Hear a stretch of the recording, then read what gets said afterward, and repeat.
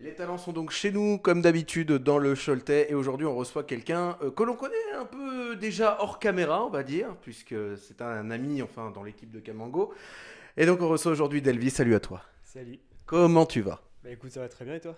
Bah, ça va. Qu'est-ce qu'on fait pour lancer cette émission? On lance le générique. Eh ben, on y va, c'est parti.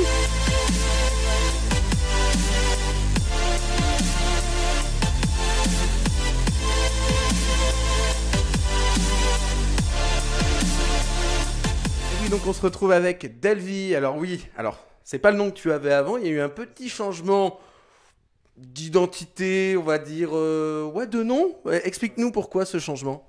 Parce que voilà, j'ai eu 18 ans très récemment, donc voilà, ça marque un cap, tu deviens un majeur, tu deviens un adulte.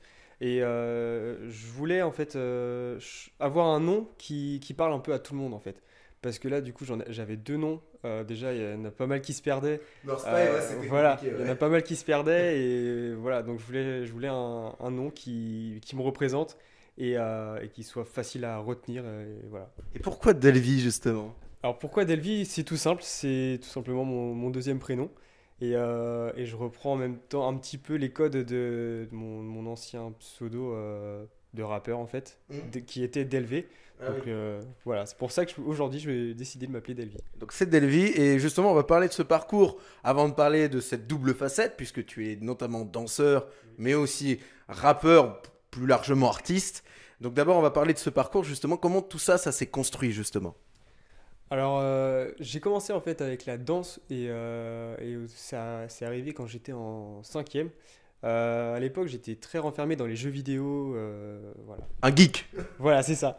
Et en gros, voilà, je voulais me sortir de cette phase-là, de cette mauvaise phase-là, parce que vraiment, j'avais aucun ami et c'était difficile pour moi de m'en faire. Donc, j'ai décidé en fait de me lancer dans quelque chose. Et je ne savais pas encore dans quoi. Et un jour, j'ai trouvé une vidéo sur Internet d'un danseur américain. Et là, je me suis dit, il faut que je fasse ça en fait. Donc, j'ai commencé à m'y mettre et tout. Donc, forcément, au début, ça ressemblait à rien du tout, hein. Et puis petit à petit, à force de m'entraîner, à répéter des mouvements que je voyais sur internet, à les modifier, à les reprendre à ma sauce, voilà, j'ai créé mon propre style de danse et voilà. Et t'es venu comment au rap, tout ça? Parce que tu m'en parlais justement tout à l'heure un petit peu par rapport à ton pseudo, mais comment c'est venu que tu aies envie d'en faire aussi une autre facette, justement, Par dans rapport à ce la danse? parcours? Par rapport au rap, surtout. Par rapport au rap. Oui, on Alors, parlera de ça plus tard, mais ok. juste le parcours, là. Par rapport au rap, en fait, j'ai toujours voulu chanter ou rapper. La Euh, musique, c'était un truc que tu voulais faire. voilà, la musique, j'ai toujours voulu faire ça. Et sauf que j'avais pas les bonnes bases en fait. J'avais aucune base. Je savais pas comment me lancer. Je connaissais rien du tout. Je Tu savais connaissais pas. personne? Voilà, je connaissais personne surtout. Et puis bon bah j'ai rencontré Kamango. Donc Le dieu Kabango? c'est ça. Salut. L'une de mes plus belles rencontres en tant qu'artiste. Et c'est lui qui m'a vraiment, en une phrase, il a réussi à m'expliquer comment il fallait rapper. Et en une phrase, j'ai su rapper. Bah, qu'est-ce qu'il t'a dit, justement? Alors, c'était Ça, assez c'est compliqué. privé, ça. Non, il m'a dit, faut que tu vois ta voix comme une épée. Si ton épée est mal aiguisée, elle va trancher, mais très mal. Du coup, voilà, les gens vont pas forcément capter. Alors que si ton épée est bien aiguisée, elle va trancher bien droit, et là, ça va faire mal, mais dans le bon sens. Voilà, travaille sur le son, la musicalité de la voix. C'est ça. Sur le flow, sur les temps, etc. Alors justement, on va parler tout à l'heure. D'abord, on va parler du côté danseur, puisque c'est notamment pour ça que beaucoup te connaissent déjà. Le côté danseur, justement, c'est vrai que tu as plutôt un style qui est à toi. Est-ce que tu peux le décrire pour ceux qui ne connaissent pas, justement? Alors, j'ai un style très urbain qui se mélange de plein d'univers différents. Donc, on peut reconnaître parfois des mouvements de danse classique. Et puis, y avoir des différents styles de hip-hop, parce que le hip-hop, un esprit, c'est pas juste un style de danse. C'est Euh, large. c'est très large, voilà, c'est très très large. Donc, il y a de la contorsion, ce qui me définit aussi le plus, surtout dans la région et peut-être même en France, je ne sais pas. Voilà, c'est très urbain, très ouvert aussi. Très ouvert, j'essaie toujours de m'inspirer un peu de tout ce que je vois autour de moi. Et pas forcément que de la danse, hein. Ça peut être voir le mouvement d'une feuille qui tombe par terre ou des choses comme ça. Et moi, j'essaie de me réapproprier ce mouvement-là, que, admettons, cette feuille qui tombe exerce. Et j'essaie de refaire le même mouvement, mais à ma façon. En gros, c'est jouer l'esthétique de quelque chose, que ça soit un mouvement, que ça soit peut-être un dessin, quelque chose, une forme, et tu essayes de le reprendre pour faire une danse, un style de danse, quoi. Voilà, ouais. Il y a un petit côté architecte quand même dans la danse. C'est un peu ça, ouais, c'est un peu ça. Et donc oui, il y avait eu ce freestyle justement avec Tidger et Kamango. Justement, est-ce que tu seras amené juste à faire du rap normal ou est-ce que tu vas t'adapter aussi à l'époque en faisant du rap un peu plus chanté également? Bah, j'essaie de m'adapter à la situation, enfin, à la période en fait. Le but, c'est que ce que je fasse convienne à le plus de personnes possible.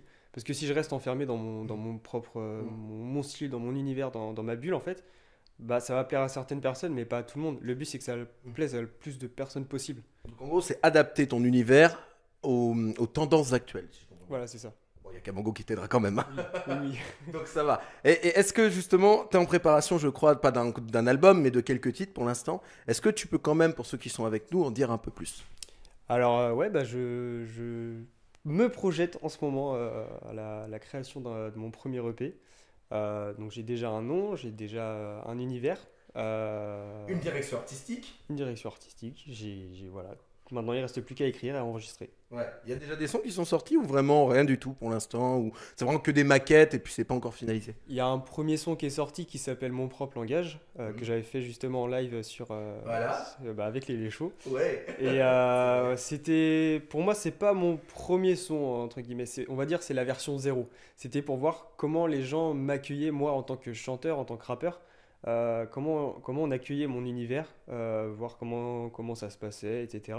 Parce que le morceau en soi n'est pas parfait. Il est loin d'être parfait. C'est ton galop d'essai, quoi. Oui, voilà, c'est ça. C'est un premier jet, je teste. Et même moi, je vois comment je me comporte derrière un micro, comment je me comporte. Voilà, à la réaction des autres qui parfois donnent des avis qui sont négatifs, C'est mais vrai.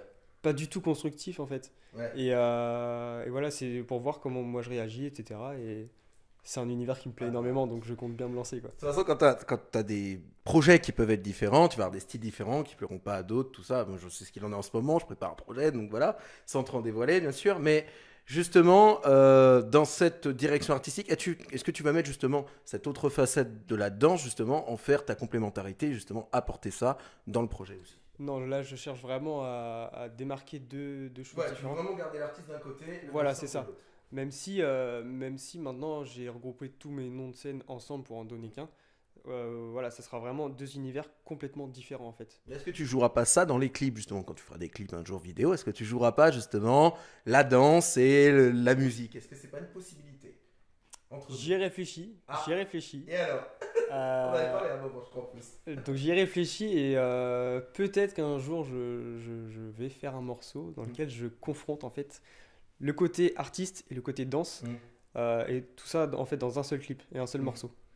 Aujourd'hui, c'est pas le bon moment, si je comprends bien. Non, pas pour l'instant. Faut attendre que tous tes univers, enfin surtout l'univers de l'artiste, soit assez bien maîtrisé pour maîtriser vraiment ces deux univers. Ouais, c'est ça.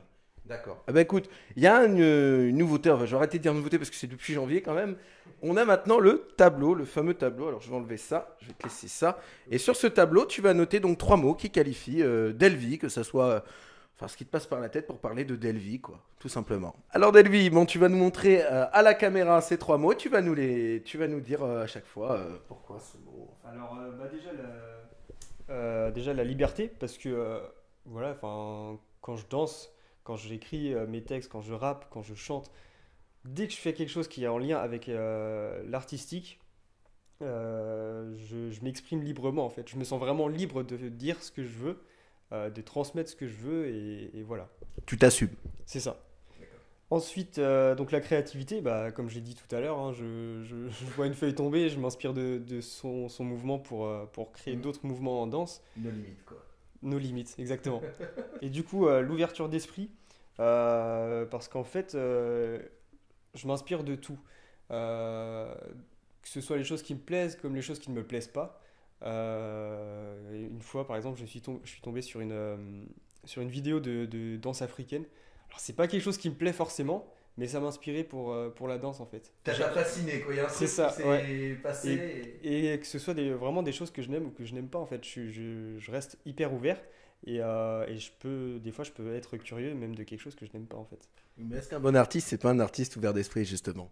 Bah, je pense que si, complètement. Complètement. Bon bah écoute, quels sont tes réseaux sociaux pour que les gens qui nous regardent puissent te suivre et aller voir tes aventures? Alors, il y a Instagram. Pour l'instant, j'ai que Instagram. Donc, c'est Delvi Cavalier, delvi.cavalier. Et voilà, hyper actif sur Instagram. Donc, n'hésitez pas à m'envoyer des messages si vous voulez. Et là, vous suivrez l'actualité, les deux facettes, celle du danseur, de l'artiste, voilà. Vous choisirez celle qui vous convient en tout cas. Et ben merci à toi, Delvi. Mais merci à toi de m'avoir aussi. Et puis nous, on se dit au mois prochain pour une interview du Made in Cholet. Allez, à très vite.